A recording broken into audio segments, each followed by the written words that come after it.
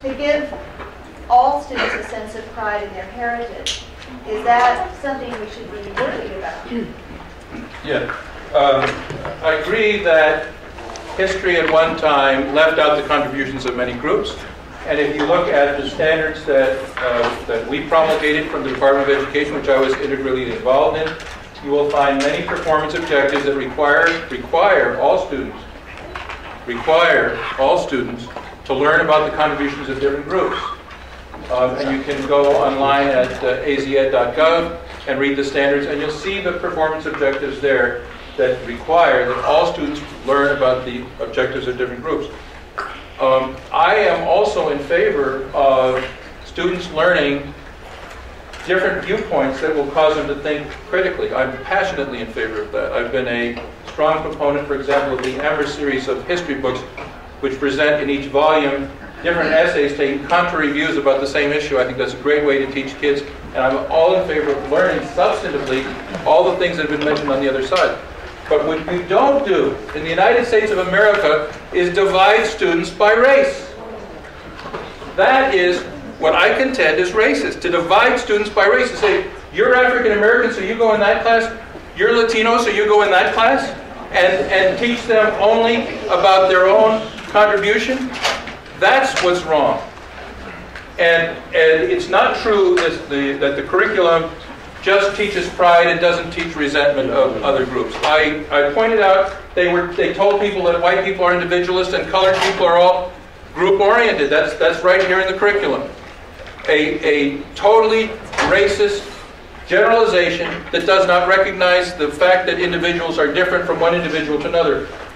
The curriculum has something called critical race theory, in which I quote directly from the curriculum given to the kids. Unlike traditional civil rights, which embraces incrementalism and step-by-step progress, critical race theory questions the very foundation of the liberal order, including equality theory, legal reasoning, enlightenment, rationalism, and neutral principles of constitutional law.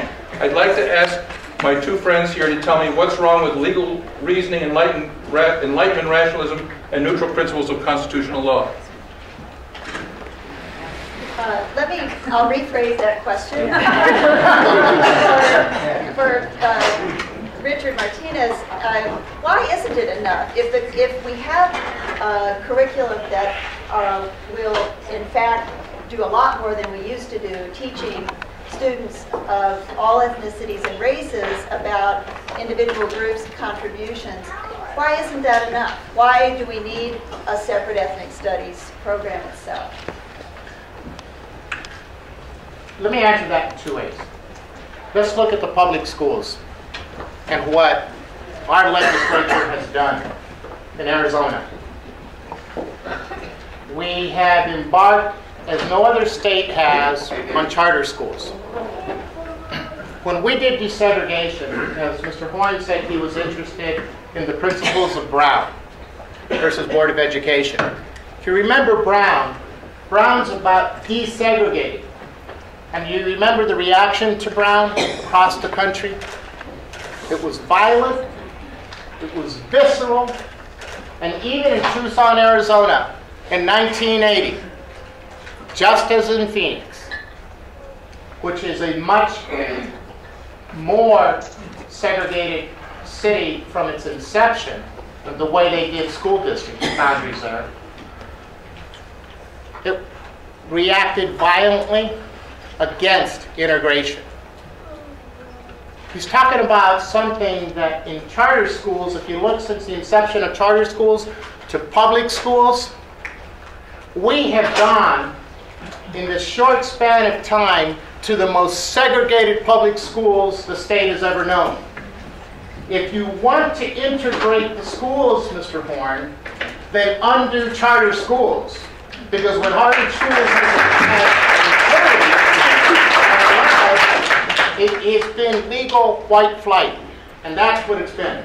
Because we have gone to a school system in Tucson Unified School District that is now over 70% minority. Tucson's not 70% minority.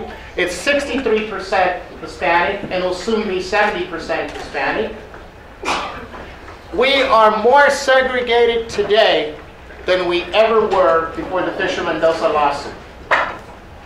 Think about that. We are more segregated today than we have ever been. We get accused of having an education based on race, or that we only encourage students of one race into the class. Look at where our students are, our classes are. We're at Pueblo, well over 90% minority, primarily Mexican. We're at Tucson High, we're at Choya, we're at Rincon, we're at Palo Verde. Those are high schools that are highly segregated, but students of all colors are welcome into the class. Welcome into the class, welcome into the opportunity to learn and share, not just about Mexican history or Mexican perspectives, but from all perspectives, to be critical thinkers. You know, Brown talked about the notion that Justice Marshall was such a champion of before he ever got to the Supreme Court. And remember something too. Today, because of the politics of our country, Justice Marshall would never get appointed to the Supreme Court. He'd never be there. Imagine that voice not being a part of our legal history. And what we have in ethnic studies, Mexican American studies, is that I think some people request us to be an apologist about what it teaches. And I reject that. There's nothing to apologize for. It is something that needs to be fought for, and it is something that needs to be defended. And it needs to be defended in the courtroom within the confines of the legal challenges that are there from the constitutional challenges. Denial of equal protection, a denial of due process under the Fourth Amendment because of the void for vagueness issue, because no one is going to define what it is that that statute's supposed to allow or not allow. And it is a law that violates the First Amendment rights of teachers, of students, of parents, and of the community.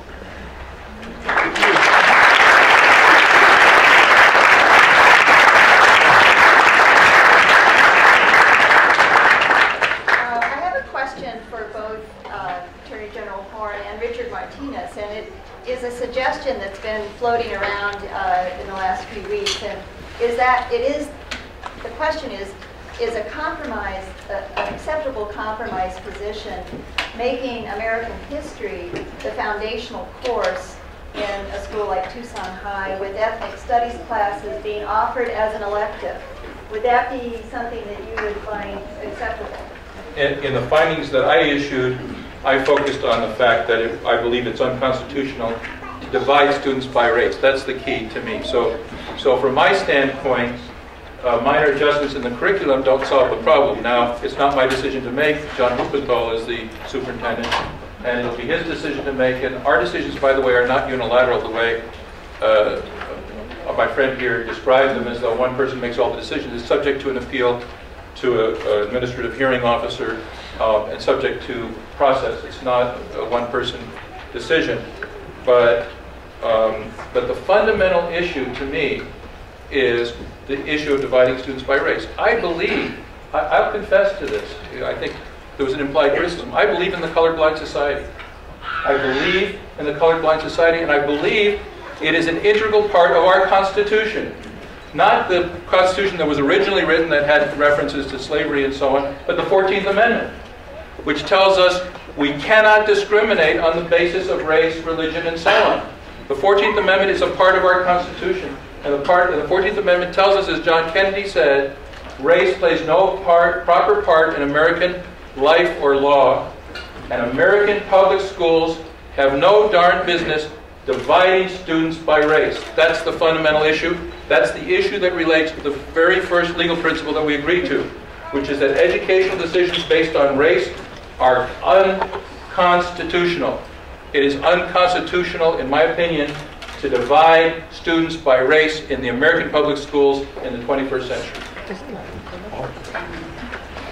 Richard, do you have a stand on whether making the ethnic studies an elective is a compromise that would be acceptable?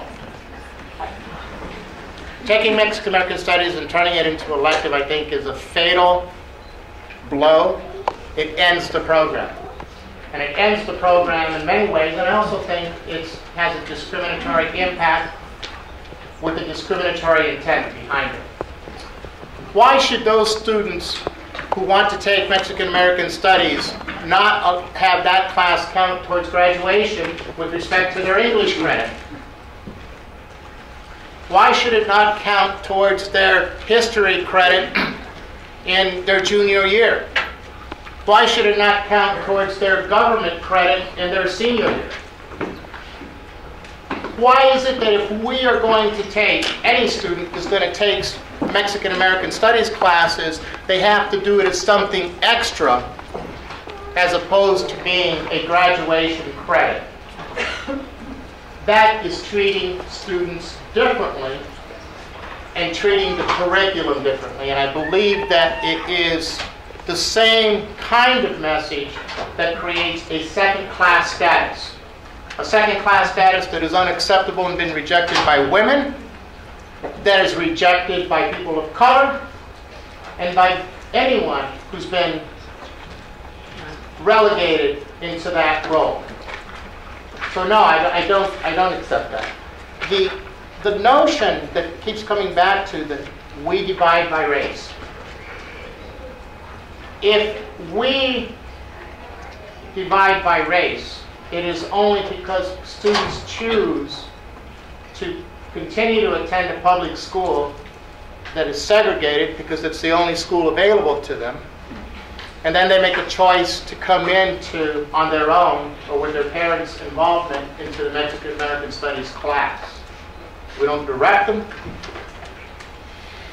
We don't force them.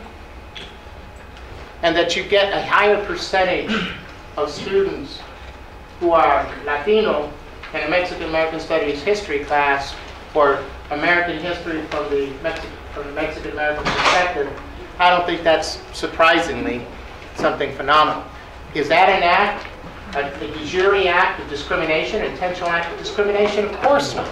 And Mr. Horne knows that the Supreme Court long ago rejected de facto segregation.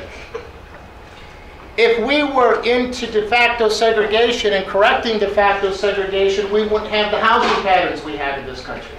If we were into enforcing as unlawful de facto segregation in schools, we wouldn't have the segregated schools we have today, because then Milliken wouldn't have been decided the way it was, and Detroit would have been desegregated. And it wasn't. So, you play fast and loose with constitutional concepts that our Supreme Court has rejected because they went to a certain line and then backed off. That's the reality. We went and like to say we're about integration, but we're really not, because we're not yet comfortable with it. It's like many other debates in this country. We like to talk about, we want to integrate other groups. We want to accept a new definition of marriage, but we really don't. And it is only when we make those fundamental changes in our country, which we will, but sometimes we get tired and impatient with waiting and waiting and waiting for that change.